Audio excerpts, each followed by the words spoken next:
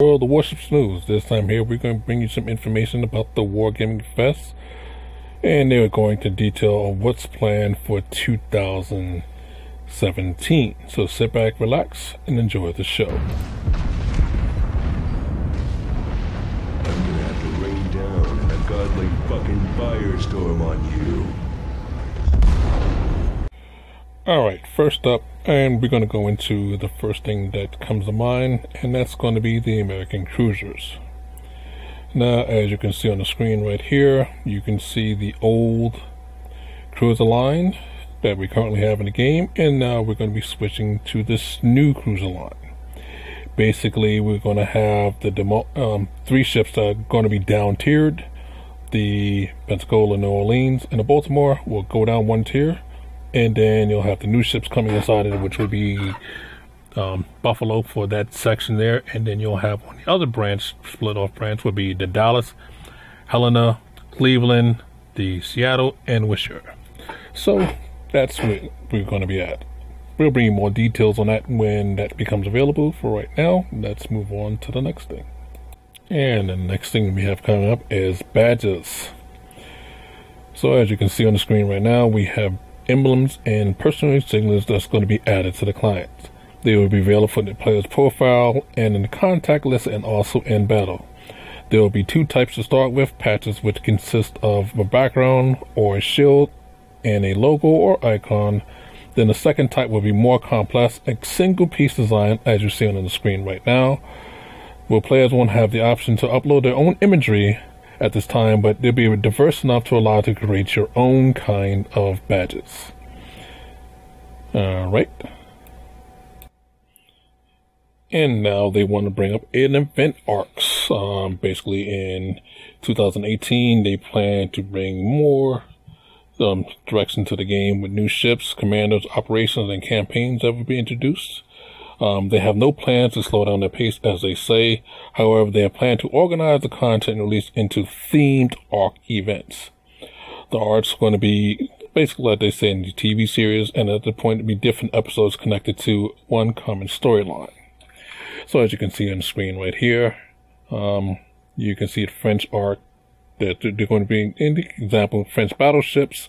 Previously, you simply had it into the game. This time here, players will experience the event as overlasting several games updates, and not include the new branch, but also unique French commanders, new collections, and the French port. So that's how they're going to do that. And for you PVE players, as you can see on the screen right now, the logo for PVE, they are focused on further developing PVE. The main task is to add difficulty levels and challenges to core players, and to finally beat a difficult mission or a dungeon with friends or clanmates. So basically, they're going to make the mission is going to be stacked. Like some of the events are, you go to the battles, they're super easy, and then some of them are hard. Well, now they're going to make it so that it's going to go between easy, medium, and then hard. So it's not breaking your head 1 minute and then the next minute you're like, okay, I don't want to play this mission. Here's the wording they have for them. Working on adding new game resources and currencies. Players will be able to receive them in a variety of modes and spend them on rare or exclusive upgrades, camouflages, and even ships. This will enable Wargaming to reintroduce prizes that were created for long ago in the past, and for new players that can get it. So again, more PVE content coming out, of course, which is always great. And on to the next thing. We have the High School Musical Fleet Camouflage and Collection. The High School Musical Fleet Camouflage and Collection is going to be added to the game. The camouflage is inspired by the series, and while the collection will contain High School Musical Fleet character sheets. So again, as you can see on the screen, you can see the cat face on the destroyer, which is very odd to me.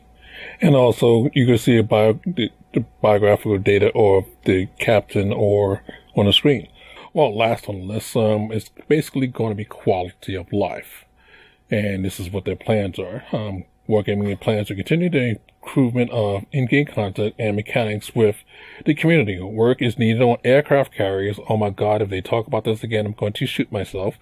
Sorry. Unbalanced system needs to be upgraded because most players locked in high tiers. So example, this is the example again. If a player went into battle in a tier 5 ship and all the other ships are tier 6s and tier 7s, this will cause a lot of frustration. Wargaming is trying to make these happen and rarely as possible, and detonations also needs a rework. Not many players like to be detonated at the beginning of a battle from an accidental shell. No. Let me explain. A lot of players are pissed off with detonations because it doesn't hit your ship. So the random number generator shows that something's fired at you and your ship blows up, and half the time it never really hits your ship.